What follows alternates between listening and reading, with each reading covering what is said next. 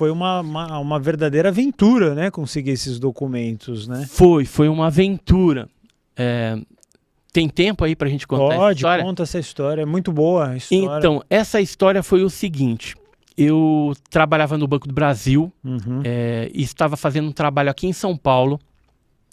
E eu já tinha ouvido falar nos documentos da Força Aérea Brasileira, né, do CIOANI, Central de Investigação de Objetos Aéreos Não Identificados, que tinha sua sede no Cambuci, no Quarto Comar, hoje tem um outro nome, que fica ali no Ipiranga. E quem administrava, né, esse órgão oficial de pesquisa de OVNI militar era o brigadeiro José Vaz da Silva, o brigadeiro Vaz. E operacionalmente, quem estava na maioria dos casos era o Major Gilberto Zani de Mello, mais conhecido como Major Zani. Ele, o Tenente Carvalho e outros militares, o próprio Acacil, que o Major Zani me indicou. E aí o que aconteceu? Eu estava em São Paulo, resolvi dar um perdido no apartamento do Major Zani. E ele não estava, naquele dia ele estava trabalhando, e aí o porteiro falou assim, olha, o seu Zani está trabalhando, mas daqui a pouco ele está aí, se você esperar... Eu falei, vou esperar, fiquei esperando.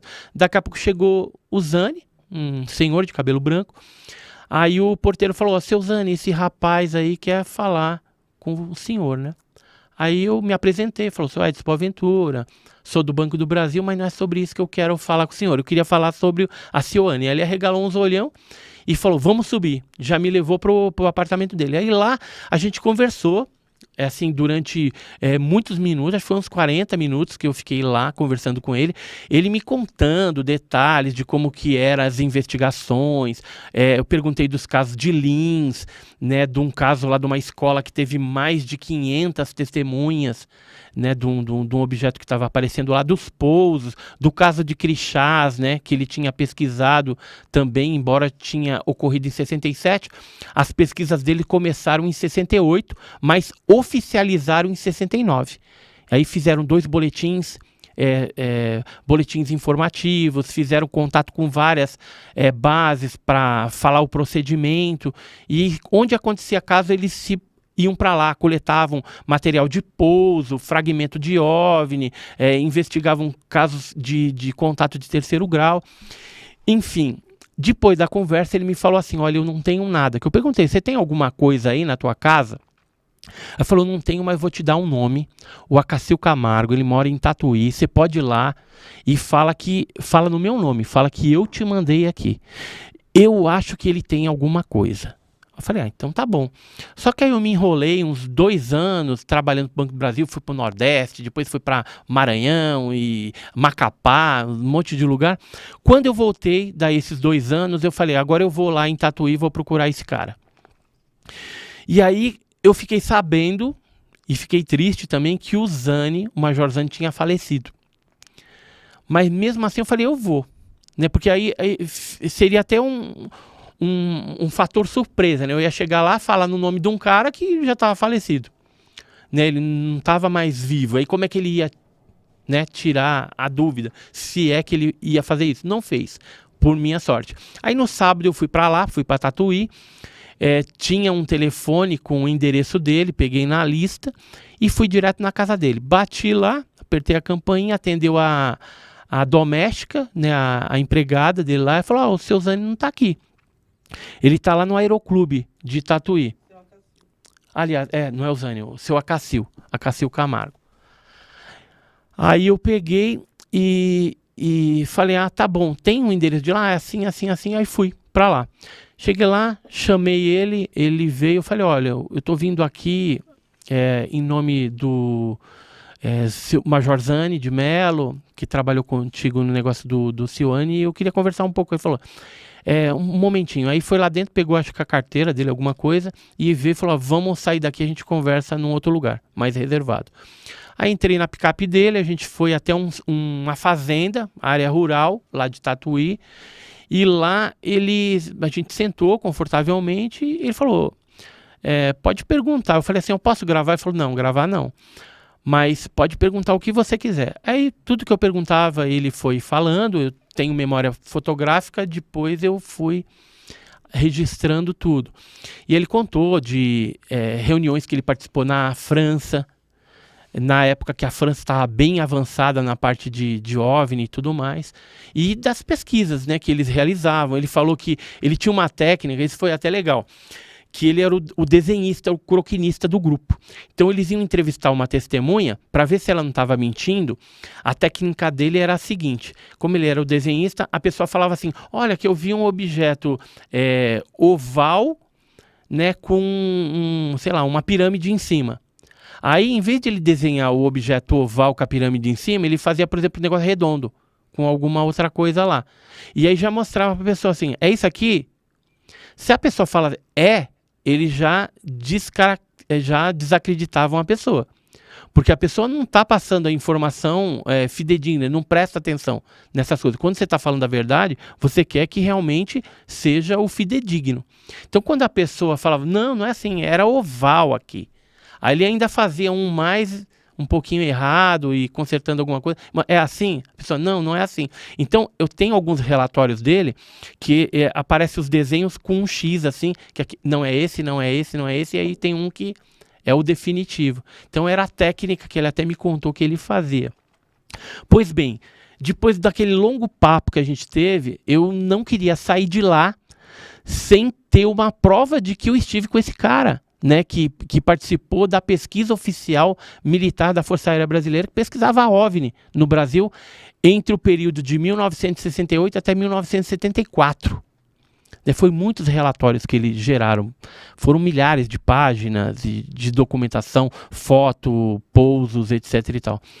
E aí eu falei para ele assim, do lado da onde a gente estava tinha um hangar, que ele mexe com um avião, era do aeroclube, e tinha um avião lá dentro, que eu vi nesse hangarzinho dele. Aí eu falei assim, a gente poderia bater uma foto ali para os meus arquivos, eu com você? Aí ele ficou bravo, meu, e falou assim: nossa conversa acabou aqui. Você quer saber mais alguma coisa? Você pergunta. Aí eu falei, não, então, desculpa, né, seu Acácio e tal. Aí ele falou, você vai para onde? Eu falei, eu vou para a rodoviária. Que aí já tinha... que eu perguntei para ele se ele tinha algum material também para me mostrar. Ele falou que não. E aí ficou aquele clima chato, eu entrei, mudo, calado, dentro da picape dele, ele dirigindo, mudo por um tempo, e eu falei, eu não vou tocar nem assunto mais de ufologia, porque não tem clima. Aí eu comecei a falar de filho, eu falei, você tem filhos? Tal, Aí ele falou, tem um Acacilzinho, tal, que trabalha lá na faculdade comigo. Ele foi contando da vida pessoal dele. E aí eu fui falando da minha, eu também tenho 3 filhos e tal, assim. Coloquei o nome do meu filho de Edson também, né? E ele tinha colocado de Acacil também. Aí eu falei, é uma falta de criatividade nossa, né? Poderia ter colocado outro nome, né? Mas para perpetuar, sei lá, onde que a gente tem essa ideia, né? Mas tudo bem. Isso não vem ao caso. Aí, no meio do caminho, ele falou assim para mim, eu estou me lembrando. Eu falei, seu Acacil, o que você está lembrando? Ele falou assim, você está com tempo? Eu falei, eu tenho todo o tempo do mundo. E aí ele desviou o caminho, aí já entrou na cidade, ele parou em frente da faculdade, que ele era o dono, ele era o diretor e tal. A faculdade estava fechada, que isso foi um sábado. Aí ele desceu do carro, acenou para uma guaretinha que tinha do lado esquerdo assim, aí desceu o vigilante de lá, um senhor moreno, tá vivo até hoje, que eu encontrei ele lá já depois. E esse senhor, o Acacil falou, abre aí pra gente. Aí ele abriu o portão, a gente entrou, estacionamos o carro, descemos, fomos até um local que era um ateliê, que ele pintava, lá tinha quadros, tal, um monte de coisa. Subimos numa salinha, num armário baixo, ele abriu a porta, tirou umas pastas velhas, envelhecidas, com o tempo. Eu tenho até uma dessas... Tem um exemplar, excelente. Tem um pedaço aqui de uma pasta que dá pra gente ter uma ideia. Esse aqui é um dos relatórios originais daquela época. É bonito isso, né, Guru? Um documento oficial. Daquela época. Mas foram você vários. Você podia doar um pra gente enquadrar e deixar aqui no estúdio. Olha, talvez eu tenha até uma cópia, eu vou dar uma olhada, porque os primeiros relatórios dele, ele fazia em 3 vias. Então, se você quiser, eu trago uma dessas vias e você enquadra, porque isso aí é raríssimo. Que isso aqui tá bonito, tem um confidencial aqui, ó, Guru, que coisa linda, tá? coisa de filme. E aí o que aconteceu? Ele botou todas essas pastas em cima de uma mesa e me deu uma dica assim, tipo, você não vai ver, né? Aí eu falei, pra mim ver? Ele falou, o que você tá esperando? Aí eu comecei a olhar. Eu olhei 5 pastas, quase caí pra trás, quase morri, porque era documentação oficial, assinado, tinha foto, tinha croquis, exame exame clínico, psicológico da testemunha, tinha fotos do pouso, né, das marcas de pouso, das testemunhas sendo entrevistadas, ou seja, um negócio muito legal. O que eu fiz? Vi as 5 páginas, coloquei em cima do monte de novo, e aí falei para ele, seu Acácio, eu preciso voltar outra vez aqui para mim olhar com calma. Esse material é muita coisa. Aí ele falou assim, você é inteligente? Deixa eu ver se você é inteligente. Ele falou assim, ó, ali ó, tem tesoura, tem barbante, tem papelão, monte uma caixa. Aí, dentro de mim, eu falei assim, ele vai me dar esse negócio. Ele quer que eu monte a caixa para me colocar tudo dentro e vou levar. Eu tinha a plena convicção que era isso. Só que o material que tinha ali não era suficiente para caber todas aquelas pastas que ele iria me doar. E aí eu tava com uma mochila, né, nas costas. Eu falei, eu boto um pouco dessas pastas dentro da mochila, o resto vai na caixa. Fiz a caixa, ele olhou e falou assim, ficou boa, mas não vai caber tudo. Eu falei, vai caber sim.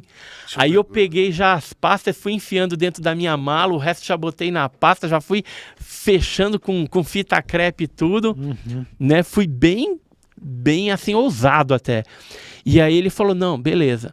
Aí você vai pra onde agora? Aí eu falei, eu vou pra rodoviária. Aí ele falou assim, peraí que tá faltando um negócio. Voltou no armarinho, pegou um caderno de desenho que tinha uns recortes de jornal antigo. Aí até brincou assim, falou assim, dou pra você ou não? Ou dou pra um amigo meu? Dou pra você? Eu falei, não, dá pra mim. Aí acabou, não, pode ficar pra você. Aí ele pegou uns albinhos, falou, tá faltando só uma coisa. Pegou uns 4 albinhos de foto. Na verdade, eu não sabia que era aquilo. Eu pensei, deve ser foto de OVNI, né? Alguma coisa de pesquisa muito legal. Só que, na verdade, não era foto de pouso. Era desenhos que ele fez dos casos pesquisados, desenhos coloridos, e ele tirou foto de cada desenho. Ou seja, era o croquis colorido de cada caso. Que eles contavam. Contavam. E cada passo ele colocava número. Então, por exemplo, o caso de Lins é o caso 006. Né? Então, cada caso, o caso Ibiúna é o 050. E aí, cada caso tem um número. Eles eram bem organizados nessa parte. E aí, eu fui para a rodoviária. Quando chegou na rodoviária, ele me deu um cartão e falou assim, esquece meu nome, você nunca me viu. E se algum dia você encontrar alguém tão empolgado como você e não quiser mais esse material, não titubeie, dê para essa pessoa. E eu só vou te pedir uma coisa, ele falou assim, eu não quero o meu nome envolvido nisso. E a outra coisa, você vai ter que esperar até 2000 e pouco para poder divulgar isso, porque tem alguns relatórios que são classificados, né? Tinha confidencial, sigiloso, secreto, né? Então, o prazo ainda não tinha expirado. Então, ele falou, você espera e depois você pode divulgar, quiser fazer palestra. Eu falei, eu vou fazer livro. Até falei para ele, vou fazer um livro. Ele falou, boa ideia, ele falou isso. Porque aí fica registrado como livro a pesquisa oficial militar que praticamente estava perdida na casa dele. E aí eu perguntei, né, antes de ir embora, como que chegou na mão esse material dele. Sabe o que ele me falou? Que era assim, na época do Brigadeiro Vaz, o Brigadeiro Vaz era um homem de vanguarda e que foi ele que resolveu fazer a Seoane. Mas, depois de 4 anos, é trocado o comandante do quarto comar. E aí vinha um cara que não acreditava nesse tipo de assunto, nem de ufologia, nem parapsicologia, nada disso. E aí o Brigadeiro Vaz ficou com medo de que se jogasse fora esse material. Então ele pediu que o Acácio chegasse com uma perua, pegasse tudo, colocasse dentro dessa perua e levasse para casa dele, guardasse lá, para não ter esse risco, né, de se perder esse trabalho com metodologia científica que a aeronáutica desenvolveu naquela época. Pois bem, eu esperei o prazo, depois comecei a divulgar, já fiz um livro sobre os casos de pouso de Ibiúna, né? Estou fazendo já o volume 2 também. E esses documentos foram os documentos da discórdia. Porque esse cidadão que vinha no programa aqui, ele queria que eu desse de mão beijada. E igual a gente acabou de pedir. Pra você dar de mão beijada. Isso, mas mas eu dei para ele em DVD. Eu escaneei todos os documentos, página a página, e entreguei para ele 2 DVDs com toda essa documentação e mais um pouco que eu tinha. Então ele divulgou isso na revista dele, em matérias, divulgou em sites para download, mas eu acho que ele queria mesmo essas coisas para aparecer nos programas do History. Que é